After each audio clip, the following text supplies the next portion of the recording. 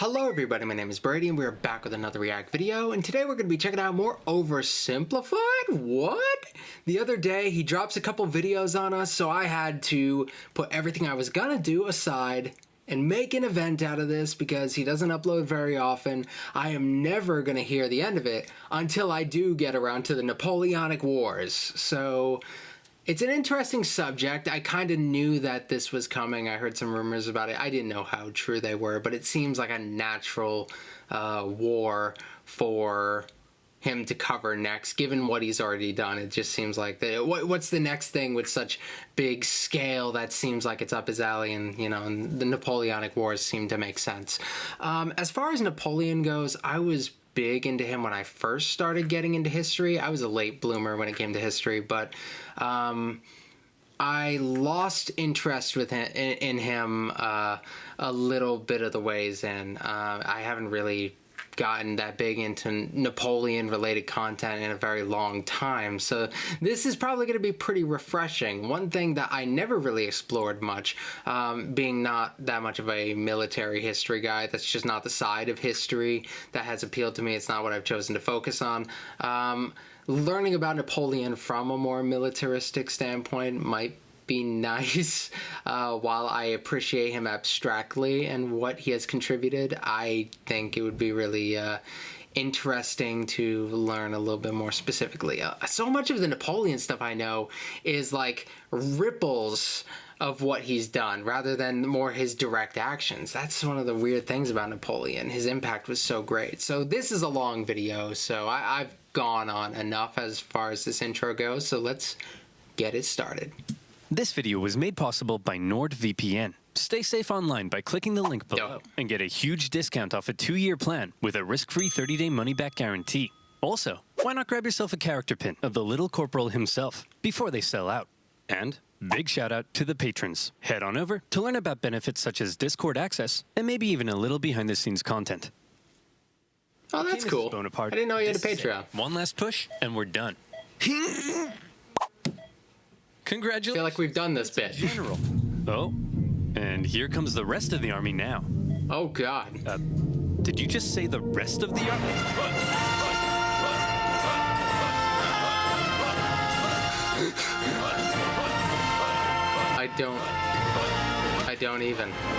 I don't understand.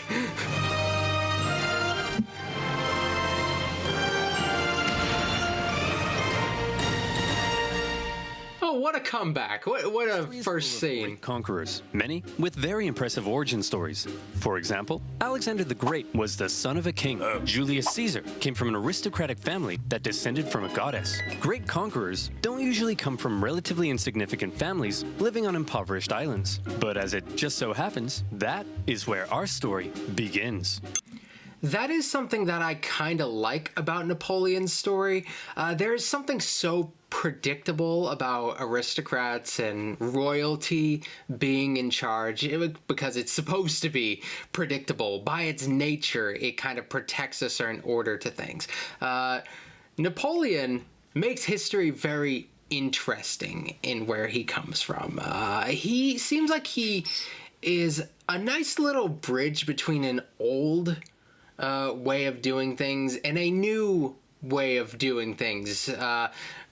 As a ruler, as like a military leader, he seems like he has a special place of significance in dividing these different eras that surround him. And I think his personal, unique nature is a huge part of that.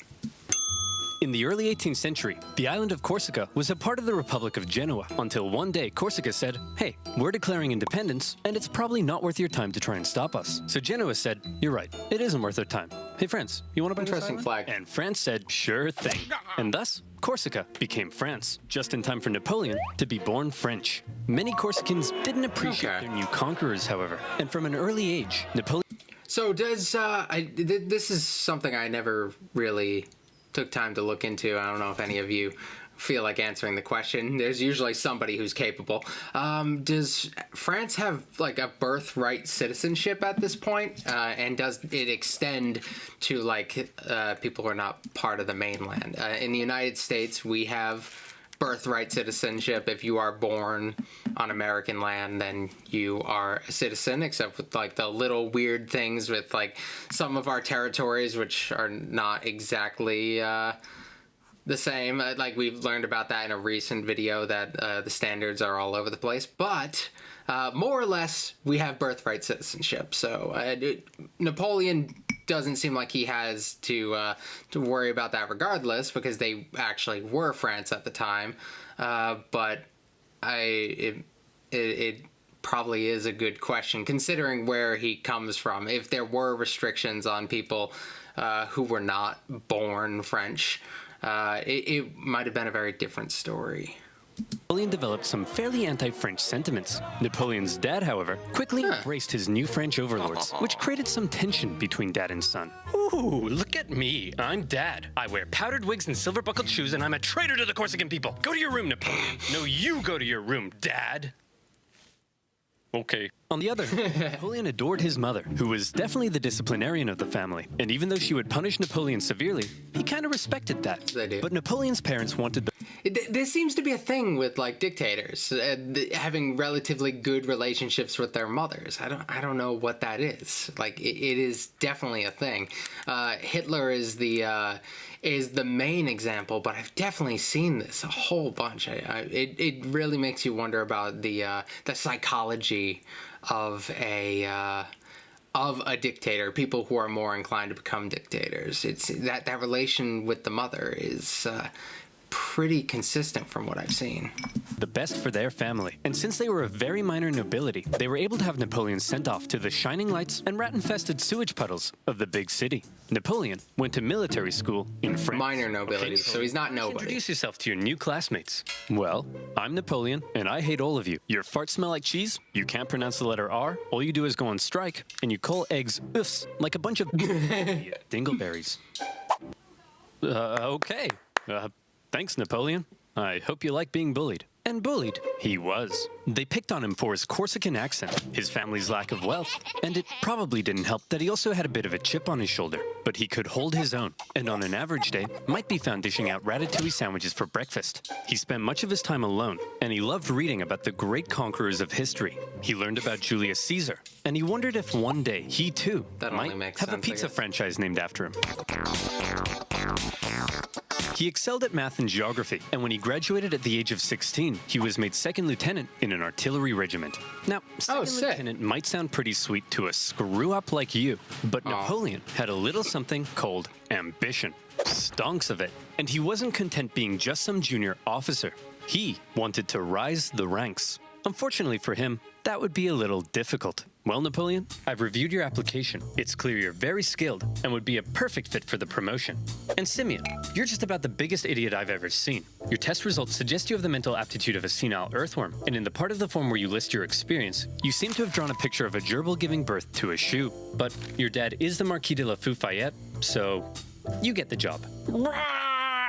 Oh, God. Historically, it is great if you want to rise up through the ranks to do it through the military, but there's different classes of people, and to say that most systems are like a pure meritocracy is probably a lie. Like even in systems that outwardly seem like they're a meritocracy, there's definitely a little bit of preferential treatment that ends up being, but they're not going to be able to deny my boy Napoleon. At least for now, he's my boy. Like at this stage, I totally sympathize with him, more or less. French society was just too closed off. Positions were handed out based on nobility, not talent, and the young Napoleon probably felt stuck. Wouldn't it be nice if, say, a revolution came along and changed all of that? Well, what are the chances? My favorite. The French Revolution is here. Bastille toppling, head chopping, king popping. The revolution promised to do away with the old social hierarchy and make everyone a little more equal. Napoleon may not have cared much for the violent mobs, but if it meant he could rise the ranks, he was in. Yeah, the prior to the revolution, I love when it's done in the little triangle. I think it's always fun. They had the first estate, which is the clergy, the second estate, which is the nobility, and the third estate, which is basically everyone. It says it right in the corner. I didn't even notice that it said that. I guess it doesn't need that little breakdown there. But the third estate made up such a significant number of people. They got to the point where they were so disappointed in the system that they reminded the people in charge who's really in charge, because like power only comes from only goes as far as your ability to enforce it, and the people can take that power away. And the French, throughout their history, they know how to use the power of the people for better or worse. That is something for better or worse I kind of respect. It's much more admirable than people just sitting on their hands and complaining about stuff, though it can often go poorly. As it did go poorly. Social hierarchy and make everyone a little more equal. Napoleon may not have cared much for the violent mobs, but if it meant he could rise the ranks, he was in. He began fighting to defend the revolution. He put down a British-sponsored counter-revolution in Toulon and got promoted. He put down a royalist uprising in Paris and got promoted. And as his military prowess became more recognized, he was even given his very own army. It was astonishing progress for such a young man of humble origins, and Napoleon's wildest dreams were... But Napoleon also believed he could increase his social status if he married an older rich lady. And so around this time, Napoleon went on the prowl. However, if some sources are to be believed, he was a verified creep. He reportedly had terrible luck with women, and most... His strategy, though, is pretty good. This is something that I have seen. Older, wealthy widows are a great way, a great alternative route to improve your status. They have a surprising amount of power socially. The United States had that as well. Like I believe it was to a lesser degree than in France prior to the revolution, but it definitely was a thing. That's being able to connect yourself to a slightly more powerful family. It always means a lot. Wanted nothing to do with him. Fortunately, he eventually met Josephine, an aging single mother who was deeply in debt and needed stability, so she agreed to marry him despite finding him intensely disgusting. Napoleon, you dirty dog, you've done it.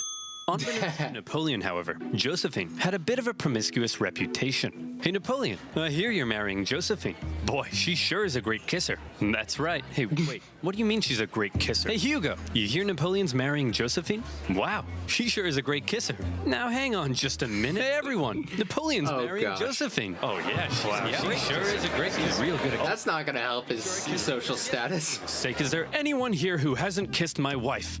Yeah, you.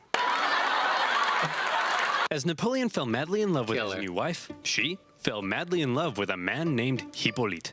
It wouldn't be long, however, before Napoleon would leave home and go to war, because while France was having its revolution, tensions in Europe were rising. Hey Austria, you'll never guess what we just did. I'm so invested in like the social elements of Napoleon's life, while the military stuff is going to be interesting. I didn't know that about his relationship with Josephine. I didn't know what her reputation was like. There's a whole lot around Napoleon's personal relationships. That's just absolutely fascinating, but that's an element that I didn't know about that. What's that, friends? I got 2 words for Sorry about the clicking of birds having dinner. We totally just socked it to our monarchy. What?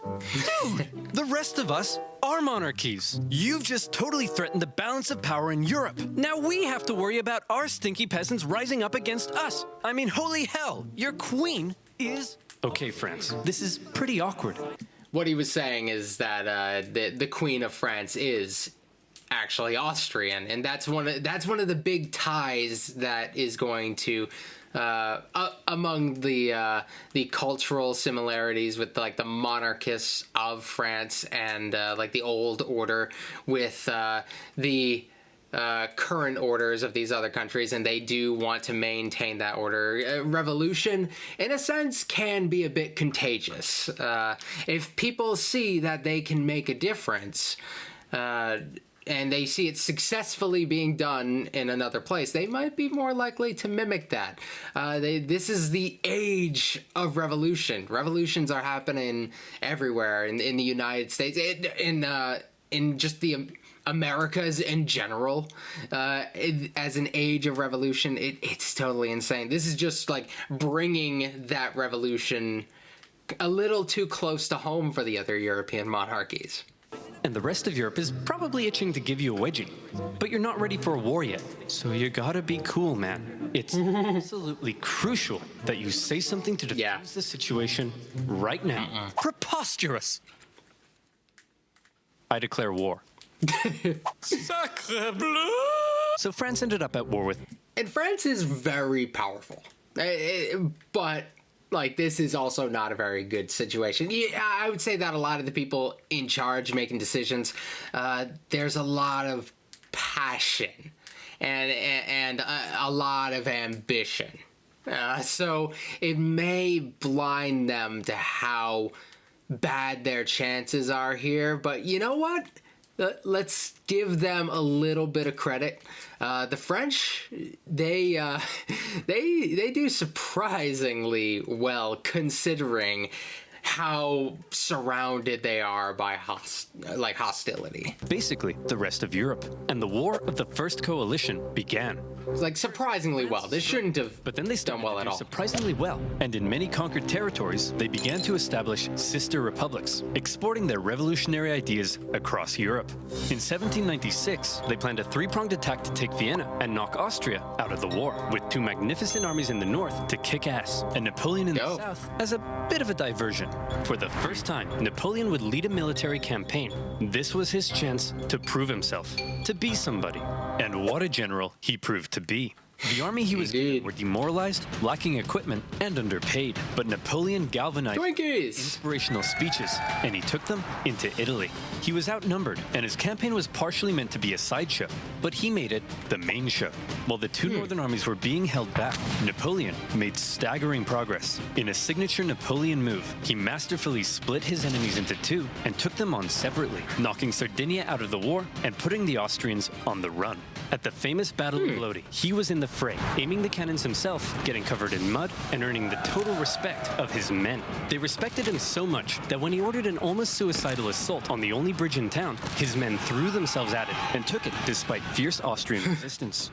For Napoleon, it was all he needed to confirm that he was the greatest human who had ever existed. Wow, Napoleon, you're pretty great at this military stuff. Just be careful your head doesn't get too big. What did you just say to me? And as Napoleon swept through northern Italy, the Italians cheered his arrival. Yes, I'm here to liberate you from your cruel Austrian oppressors. The interesting thing about Napoleon is how, like, in the way he would govern in the future, and in just like his general presentation, he has some elements that you could identify with the revolution that's going on and like all the change that's going down. But in so many ways, he seems to defy that.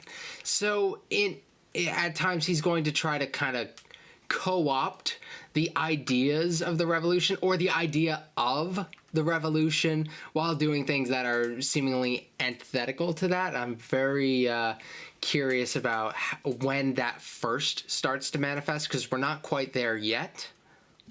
And replaced them with French ones. Napoleon plundered as he went, sending riches back to France to help its economy, but also paying his men the first real money they'd seen in years. The Pope had been supporting the Austrians, so Napoleon briefly went to go give him a slap. And as he began to approach Vienna, the exhausted Austrians were forced to make peace, with Napoleon overseeing negotiations himself. He had just single-handedly knocked Austria out of the war.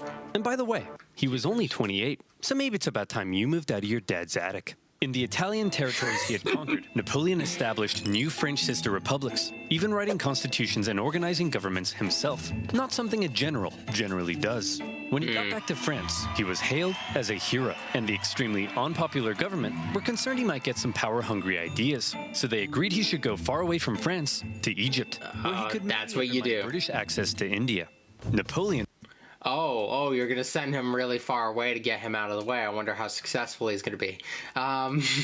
It's a very normal strategy, and we've talked about this in the past in the context of American history. One of my favorite examples is President Andrew Jackson at the time, sending future President James Buchanan to Russia because he didn't like the guy, so he sent him to Russia on like a mission that they weren't making any progress on. And then while Andrew Jackson's hoping that he's never going to have to see James Buchanan again, the guy is surprisingly successful, and then he sees him way earlier than he would have liked, and it actually elevates his political status big time. So a lot of attempts to send people away in order to curb their influence end up doing the opposite. And it's weird how often that works against people's original intention. There's so many great stories about that. And was eager to win more glory. So he brought with him a team of scholars. And he was like, whoa, it's a freaky man cat. Whoa, it's a stick. Whoa, it's an ugly horse. Whoa, it's a stumpy little manlet. Hey, Ooh. I'm actually average height for the time. But then British Yeah, their units of, we've talked about this a million times, but I feel the need to say their units of measurement were just different. They had different inches than we do now. For those of us who use inches, us plebes who use inches, we haven't gotten on that metric system casually yet. We don't casually understand the metric system, but the inches that they used at the time were just different. And in hindsight, it makes Napoleon seem smaller, but he was about my height, maybe slightly taller. I'm not sure. Oh, was it like 5'6", really?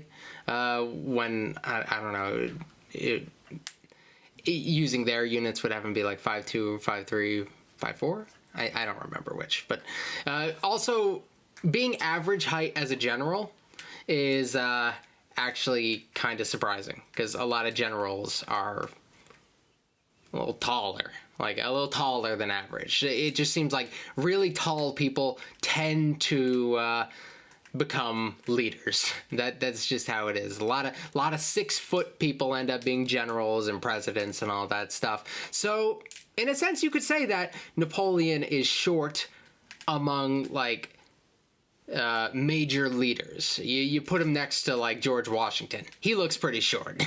Admiral Nelson came down and wrecked his fleet, and an Anglo-Ottoman force defeated him at Acre, so Napoleon abandoned his men and went back to France.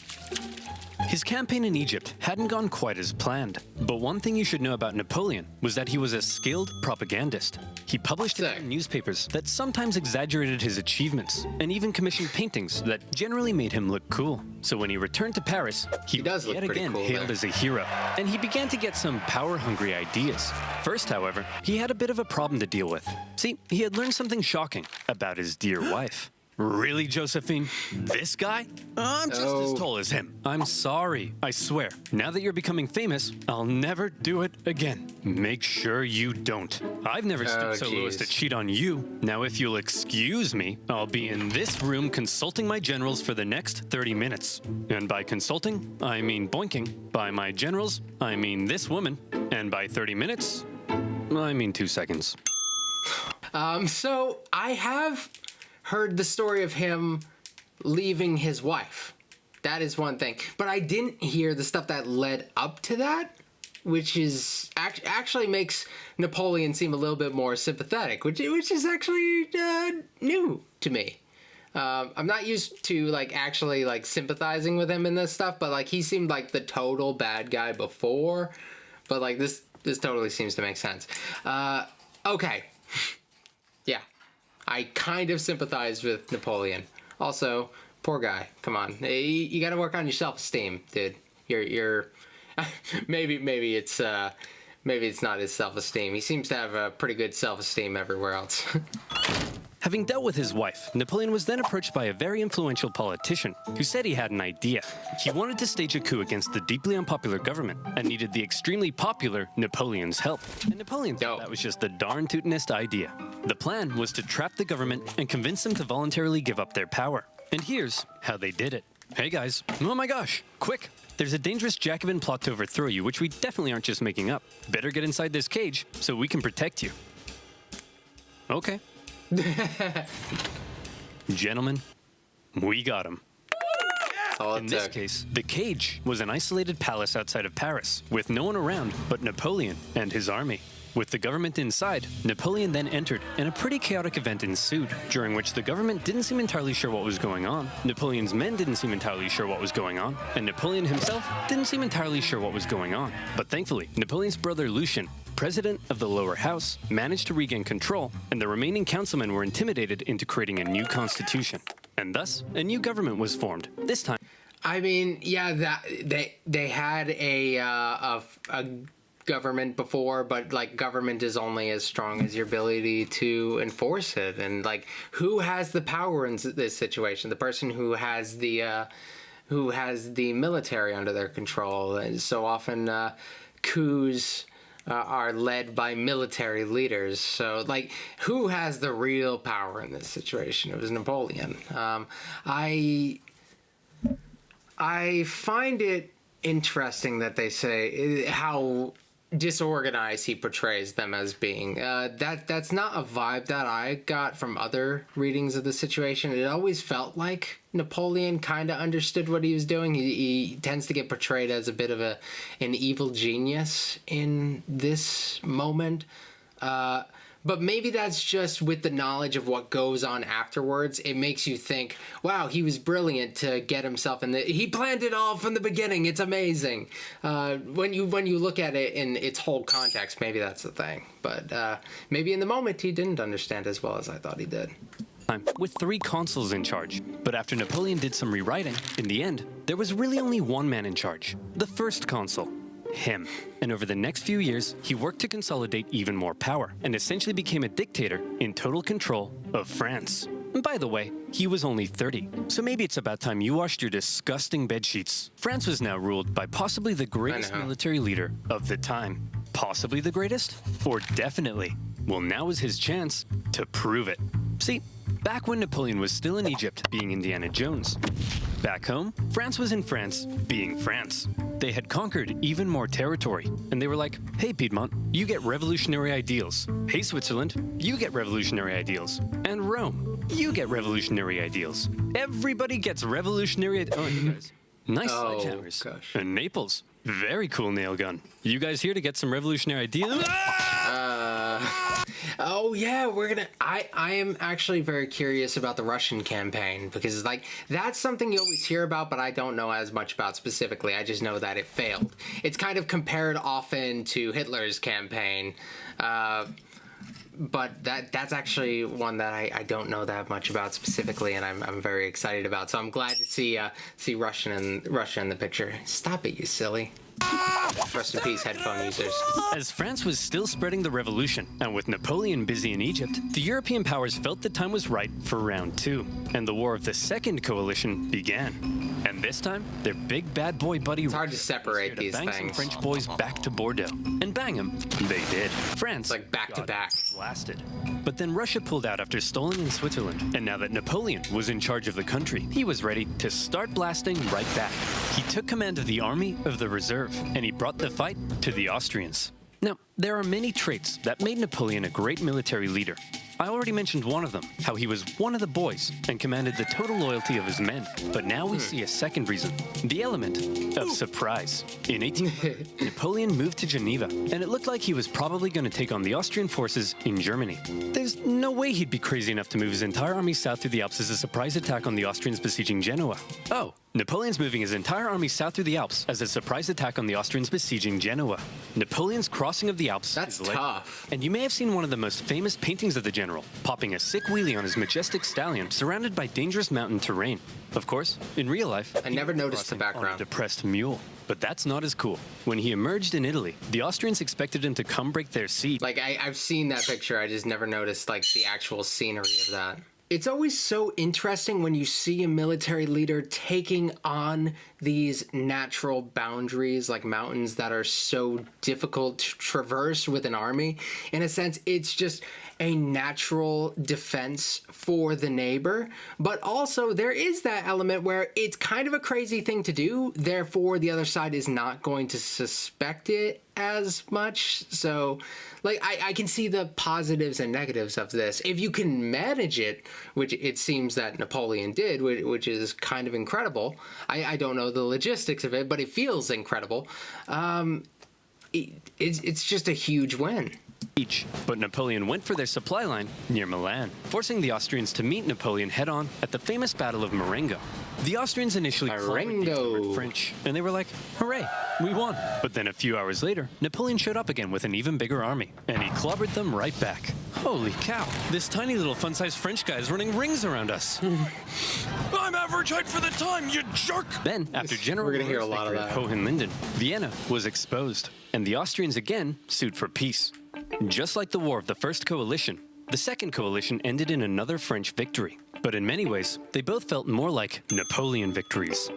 Only the UK remained at war with Napoleon, and they were using their powerful navy to blockade French What else is and new? were even seizing the cargoes of neutral ships. Obviously, everyone else got pretty pissed off that the British were interfering with their trade. So in response, they formed a league, and they embargoed the UK right back.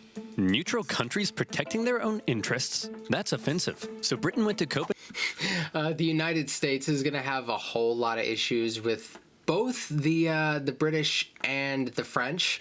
It seems like at any point we could be we've been in conflict with the French during what is called the Quasi-War, and we're eventually going to get into a conflict with the British in the War of 1812, and it's just all built around to a huge extent this not respecting of neutral countries in these much larger conflicts.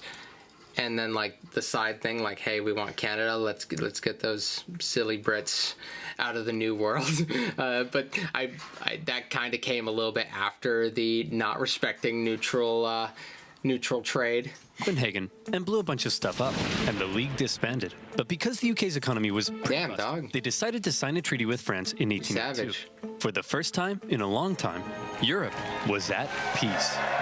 Congratulations, sire. You've achieved peace. Yes, Pierre, but not for long. I still don't trust those dirty Brits. Did you hear they've been calling me the Bony Man? What does that even mean? Keep an eye on them, would you? I can't, sire. Why not? Because they use NordVPN. How would you like to spend 12 hours a... Okay, it's an ad, and my policy on ads, especially when I know they're still active ads, is to watch them. And the promo code is still active, so if you guys want to use it, it's going to be on screen. You could also skip this on your end if you really want, but just make sure that you feel bad about it. That's all I ask. But I'm going to sit back and watch the ad. And he's good at his ads, so I'm going to sit here taking notes for the eventual sponsorship from NordVPN that I hope to get. Today on your favorite website ever, without the fear of your data being stolen, then you need NordVPN. NordVPN has thousands of secure servers in 59 countries, allowing you to safely surf the net at the fastest possible speed, while staying away from online threats, thanks to the anti-malware tool, CyberSec. NordVPN comes with a 30-day money-back guarantee, and now you can take advantage of their new password manager, NordPass, and new encrypted cloud storage solution, NordLocker. NordVPN lets you search for better deals in other territories and unlock content not available in your country, like some OverSimplified videos, for example. It's incredibly easy to use. With just a click of a button, you can head up to Canada and watch some... Hey, is the Hitler video banned in your country? Let me know in the comment section below. Sweet Canadian TV, just like that. Go to nordvpn.com/oversimplified to get a 2-year plan plus 1 additional month with a huge discount. That's nordvpn.com/oversimplified. And as always, you'll be supporting my channel. So thank you. Thank you. Now, where were we? Hold on one sec. Oh yeah. Crossing the Alps, defeating the Austrians, and Europe at peace. What a meteoric rise it had been for the young Corsican. He had just taken charge of a nation that appeared to be losing a war and turned it all around, securing French gains in Europe. But there was now a big question. You see, throughout the chaotic French Revolution, French governments had struggled to keep the economy afloat. They often didn't have a whole lot of support, and they frequently came and went. Would Napoleon finally be the man who could stick around? Military victories were one thing, but could the general also govern?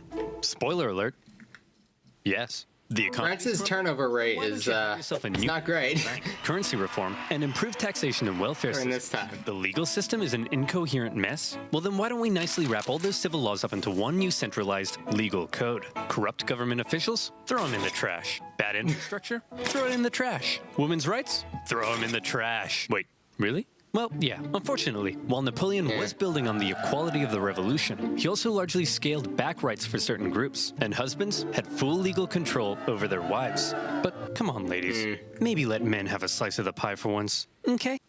This is like the American. This is a very American idea of freedom. Like freedom for some people, the people who will benefit him most. But as we have learned from all of history, you don't want to piss off the ladies.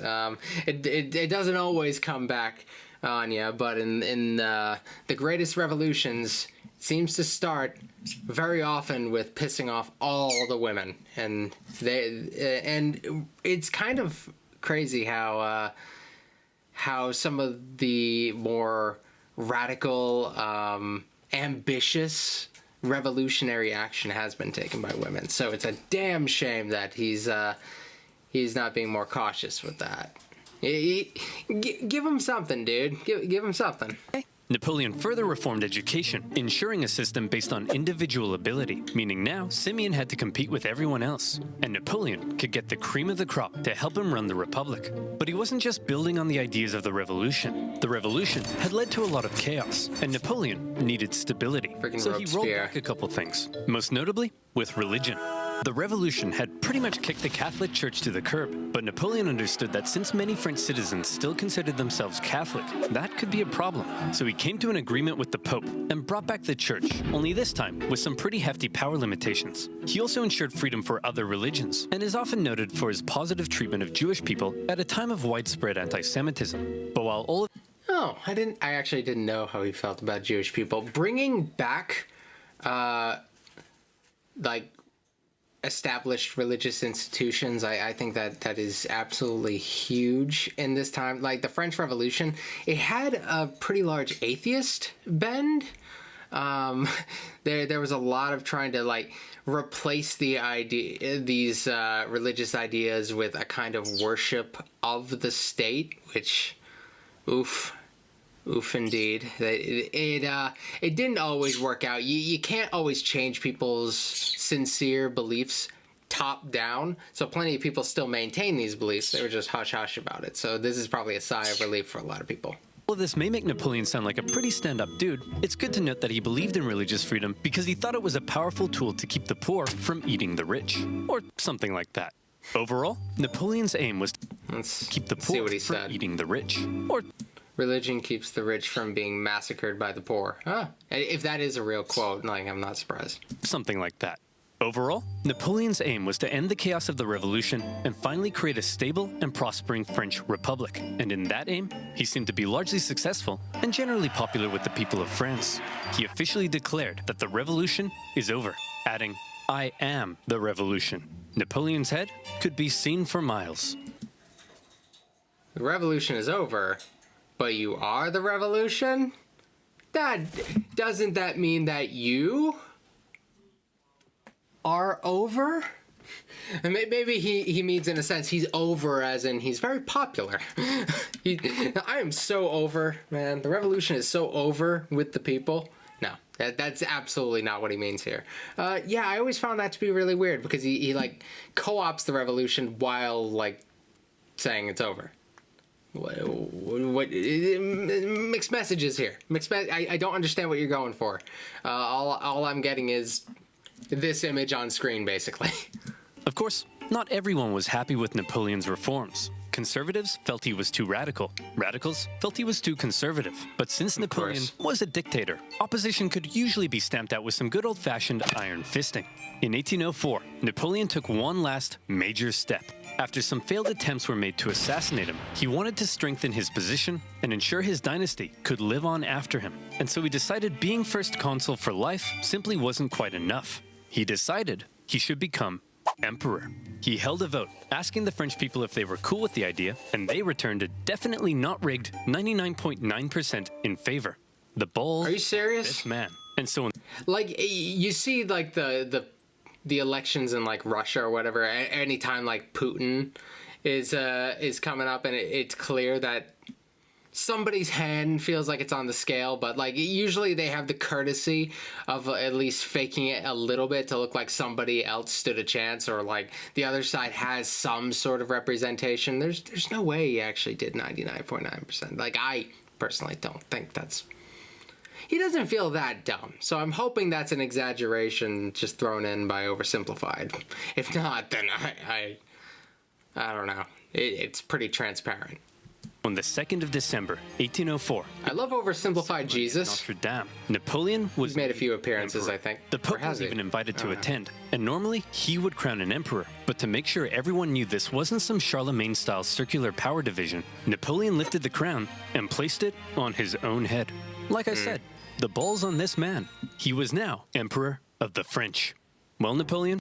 So this is probably going to send some mixed messages to the newly reestablished religious order. I guess it is freedom of religion, and it doesn't necessarily favor them, and there are limitations put on them. But they might get a little bit nervous when they see that, when they see him not really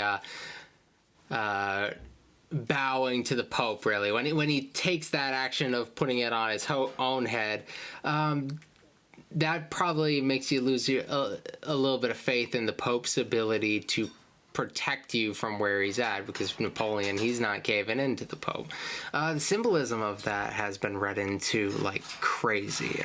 There's plenty to be read into it. I'm not sure exactly what the overall verdict would be, though.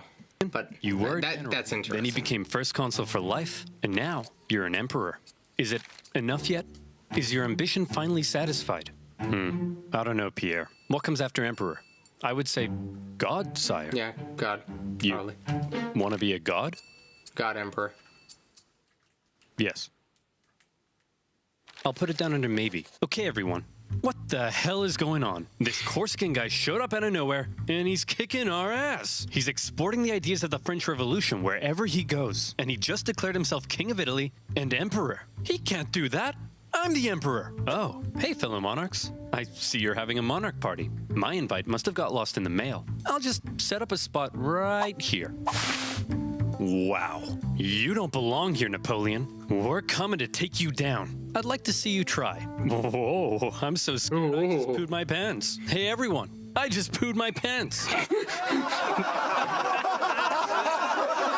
I just legitimately laughed at a poop No, joke. but I did just poo my pants. Before Napoleon had even declared himself emperor, the British had already redeclared war missed on France OverSimplified. because both sides had been violating their previous treaty. Napoleon immediately occupied Hanover and then began making plans for a great British invasion, partially paid for by selling a huge chunk of land to the United States.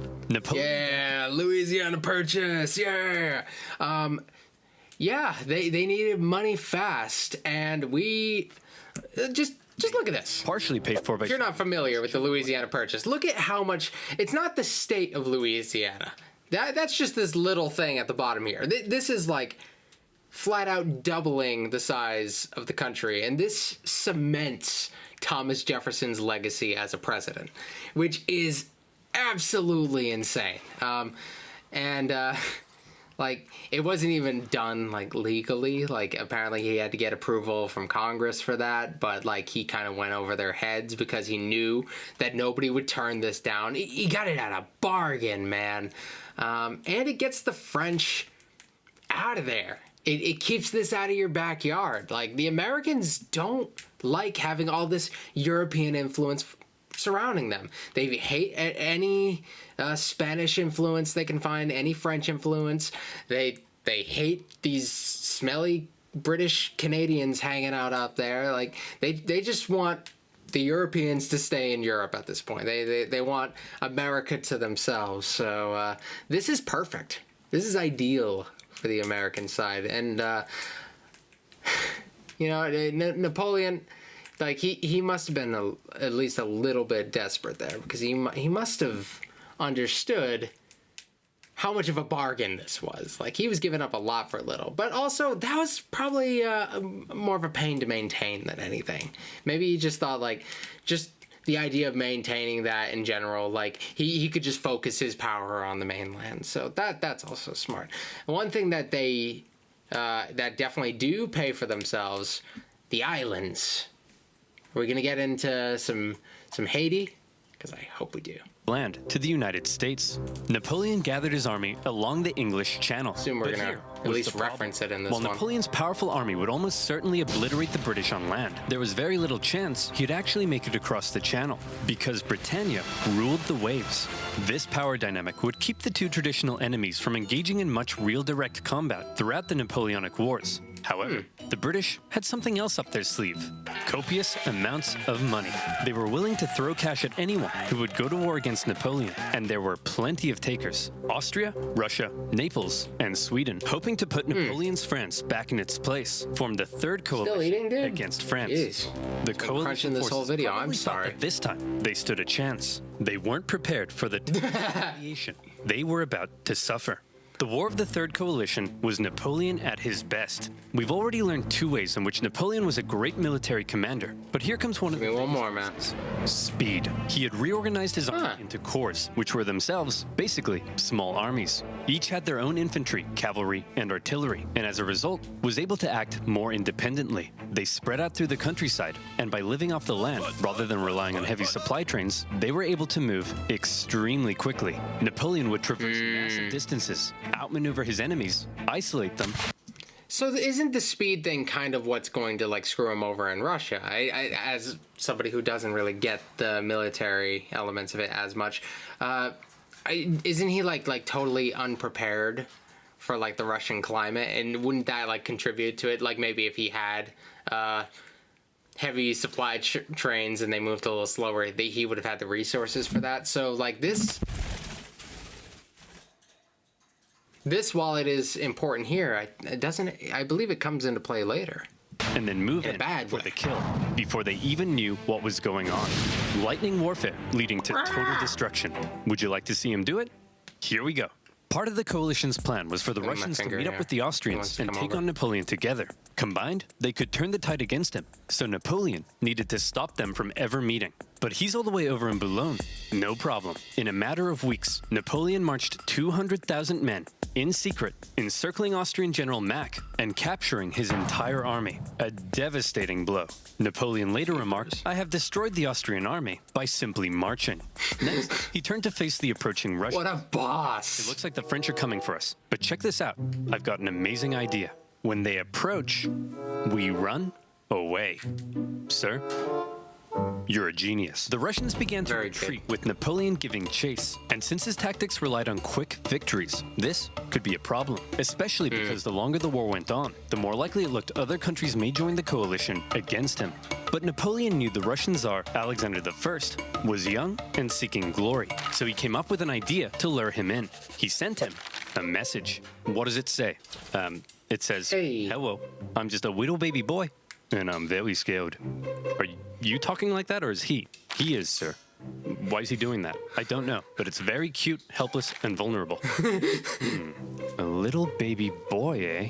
Very scared, eh? Cute, eh? Boris, get my crossbow. We're going hunting. The Allied forces turned to face Napoleon, who they now believed was in a vulnerable position. He was set up at Austerlitz, and to make it look like he was retreating, Did he really fall for it that easy? a thick fog set in, obscuring Napoleon's center as the Allies took the bait and set up on the heights. From there, they spotted Napoleon's very weak-looking right flank, and they descended the heights to go get it. Little did they know, it was exactly what Napoleon was hoping they'd do.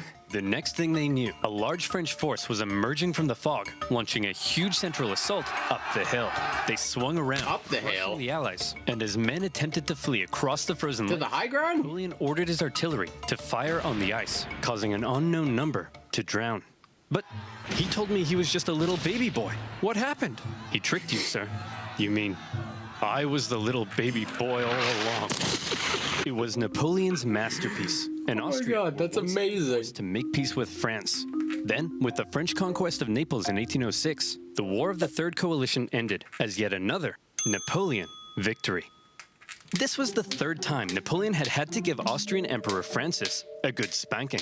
And so, with the peace treaty in 1805, Napoleon was determined to punish him. He was forced to give up territory, hand over significant compensation, and promised never to fight Napoleon again. For now, Russia, Sweden, and the UK. And those promises only go as far as you can, as they feel they can get away. Well, until they feel they can get away with breaking it. So we'll see. I don't know exactly how it goes from here. I'm starting to get into a lot of territory that I don't know. Remained at war with France, but none were able to offer much of a threat. And so, Napoleon got to work strengthening his grip over Europe. He gave out rule of captured territories to his family and friends, and most notably, he established a new... Oh, never family and friends. They're the worst. Protector.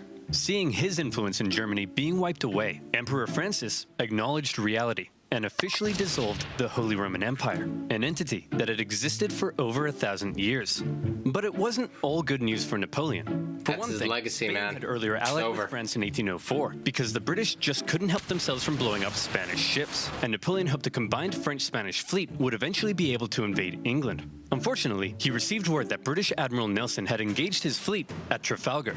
Normally naval battle...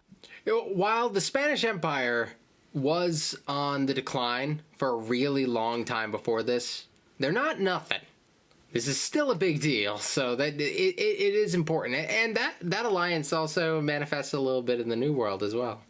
Battles looked like this, but in this case, Nelson did this. Was it because he was an idiot? No. It's because he was a genius. He successfully punched through the Franco-Spanish line and unleashed hell. His victory ensured British control of the sea, and his death during the battle made him a legend. Napoleon's hopes for a future British invasion were gone. But not just that. Napoleon was also hoping to secure peace on the continent, but that wasn't looking likely because the Prussian king was under pressure from his wife. Frederick, he's established a confederation in our turf, and he told us he'd give us Hanover, but then offered it to the British. You have to declare war. Kind of a brick. What is it with you and war? What is it with you and being a cupcake? Go to war! Okay. In October 6, Prussia, with its famed... This has some of the best lines in all of Oversimplified. Beginning the War of the Fourth Coalition. Unfortunately, Prussian King Frederick William III wasn't the smartest tool in the shed. Look at him over there, being all French. Makes me sick. Boys, we'll get him this time. But here's the thing. This time, we have to stick together. Do not under any circumstances face Napoleon by yourself. You all saw what happened to Austria... hey, where'd Fred go? Hey, you jerk. Think you're some kind of big shot? Huh? With Fred? You don't got the cojones. We're screwed. Without consulting its allies, Prussia had gone ahead and sent Napoleon an ultimatum, demanding he move all his forces out of Germany. Now, some of you watching this video probably can't even wipe your own bum yet, but even you know, you don't just send Napoleon an ultimatum. Obviously, Napoleon went in for the kill. Prussia's army was quite... It just gives them an excuse to go further. Twin battles of Jena and Auerstedt. Don't give them a reason. Close. Even Marshal Davout's heavily outnumbered corps at Auerstedt sent the Prussians running, and Napoleon carried out a ruthless pursuit of his fleeing enemy, taking Berlin and within a single month decimating the Prussian forces. Frederick William and the remnants of his army moved to the east. At this point, Napoleon's forces were pretty tired. Winter had come, and conditions were miserable. He anticipated both sides would settle into winter quarters, but Russia decided to try their hand at an unexpected winter attack. Oh no. A series of brutal battles followed that took a heavy toll on both sides, including the vicious Battle of Eylau, fought in blizzard conditions. Don't fight the Russians in the cold, man. Many deserted. The Russian artillery tore the French to shreds, and Napoleon himself was momentarily under risk of being captured. In the end, the French army was saved thanks to a legendary cavalry charge by Napoleon's flamboyant cavalry commander, Murat. After the horror inflicted on both sides, they decided it might be I think I've heard his name. Any more fighting until after winter. Then, after winter came, and the fighting continued. The Russians were... I don't know, it might be a more common name. Where Russian General Bennigsen made a bit of a blunder by positioning himself with the Allo River to his back. The French artillery were able to pin the Russians between the river and their concentrated gunfire, a major element in Napoleon's fighting style, and many Russians drowned as they tried to escape. War of the Fourth Coalition. Victory, Napoleon. It's too much of a boss, man. All right, so like he has been doing, he uploaded these back to back. I will get around to part 2 pretty soon, within the next week. I'll try to do it sooner rather than later, but sometimes it's hard for me to set aside as much time as it takes for a 30-minute video, you know what I'm saying? I want to be able to give it all the time that it deserves. But yeah, that was really cool, and I'm very excited to see the second part. The first part was definitely the stuff I was more interested in, because that falls a little bit closer into the stuff that I like to focus on when it comes to France. I'm really interested in like that early stage of things, like transitioning from the revolution into the Napoleonic Wars. That's so interesting to me. But I am excited to see part 2, and I will try to get around to it soon. So it seems, and this has been pointed out to me, that OverSimplified does like the wars. Like, he does the 2-parters, and then he'll do a 1-parter on something else. And I'm putting it out there. Would love to see that, and I've said this before, I would love to see that Andrew Jackson one. I mean, you've done biographical ones in the past. I would love to see it. It would be just absolutely fantastic. I mean, if you do King Henry VIII, that guy's crazy, but like, Andrew Jackson, man, he's a madman. There's so much to talk about. Just saying, I'm just putting that there. So, thank you guys for watching. If you like this, leave a like, comment, subscribe, and yeah, I think that's all. Thank you, and I will see you guys for part 2. All right.